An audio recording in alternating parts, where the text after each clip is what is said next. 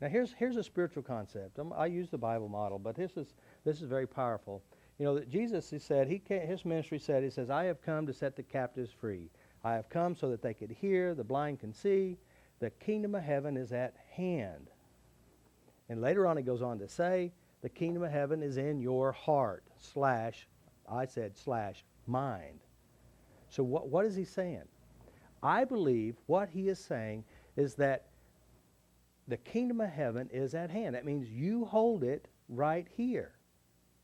And if that's true, the kingdom of hell is at hand. Where do you hold that? Right here. That means you could be miserable in this room by what you hold and manifest. Do you hear what I'm saying? So if that's true, and you start saying, okay, if that's true,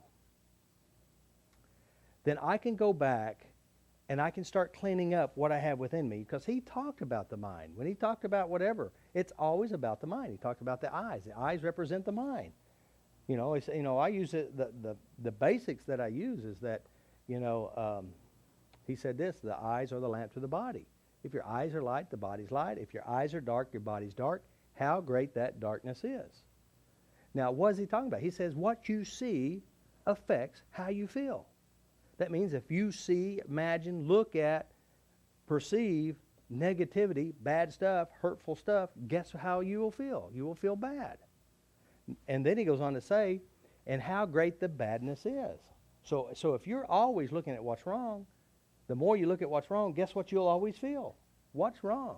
And then over in Luke, he says, see to it that the light within you is not darkness. What is he saying?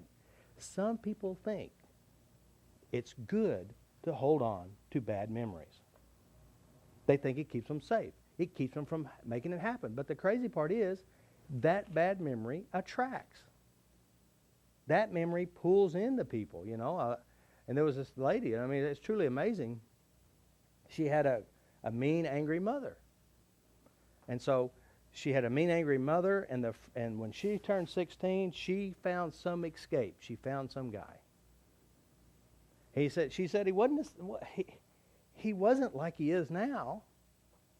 He became just like her. And so why does that happen? Why is it that we keep attracting? Because we have some unconscious way to pick out what we think we need. And then she married for 16 years and divorced. And then she's been single for 16 years. And she said, I have dated everybody on the West Coast. There are no good men anywhere. None. And the reason why she couldn't see any is because everywhere she went, she took her what? Her references and her belief system. And she would look and find fault. Because inside of her, she had this treasure, this valuable treasure she would not let go of. And she would often replay how her mother felt. And she would replay these memories. So I would not be like her, but you know what she was? Exactly like her. And she would only find men who would act like her. And if they were nice, she'd say they were boring, they just something didn't click with them. And the reason is because she had references, proof. So that's why it's so important to go in and clean out what's in there, And of course, he said something like this. He goes, the good man will go in his heart and pull out good treasures and act good. The bad man will go in his heart, pull out bad treasures and act bad. So, and then later on it says, in another part it says, if your eye causes you to stumble, pluck it out. Now he knows that if you have no eyes and you have the memories, you're going to replay those. He's not talking about that. He's talking about pluck out, get rid of the references, the emotional references, which basically is forgiveness. Now, a lot of people will often, if April and I, we have a conflict and she's my sister, and April or I did something wrong, and I have all this anger towards April, and I said, well, I just need to make it right with April. So I'll go to April and say, April, forgive me or I forgive you for what you did. And April goes, what are you talking about? I didn't do that. But inside me, or April say, screw you, I'll never forgive you. Guess who'll be tormented? I'm trying to get April to forgive me. Or maybe April didn't remember. Or maybe April says, I'll never forgive you. I hate you. I know you'd never say that. But The point is, whose problem is it? You know, I believe and I know that God already forgave you. He holds nothing against you. But one person holds it against you. Who is it? You. Why are you seeking forgiveness? Because you're holding within you unforgiveness. You're the one who's holding judgment and condemnation. And guess what? It's based on something that isn't real anymore.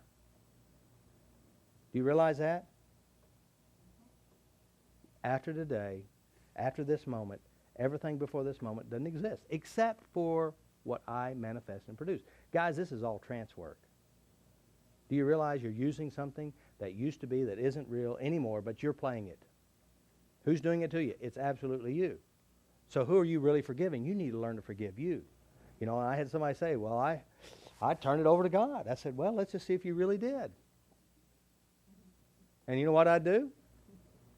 Let's talk about it. Let's walk through that memory. See if you really turn it over to God. And guess what? Who holds it? They do. I said, now we're going to really turn it over to God. Now, how do you turn it over to God? You do what he says. What did he say? If your eye causes you to stumble, pluck it out. What does that mean? You get rid of it. You truly release it from within you. You can do it on a desert island. You can do it in a crowded room. You can do it in a padded room.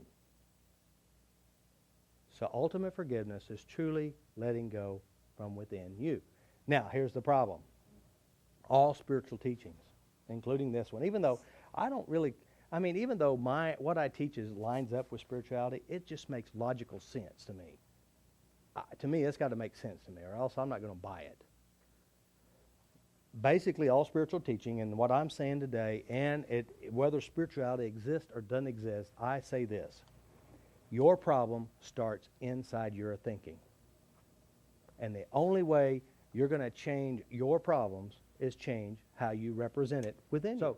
So inside you have images, inside you have sound, inside you have sensations, you have processes.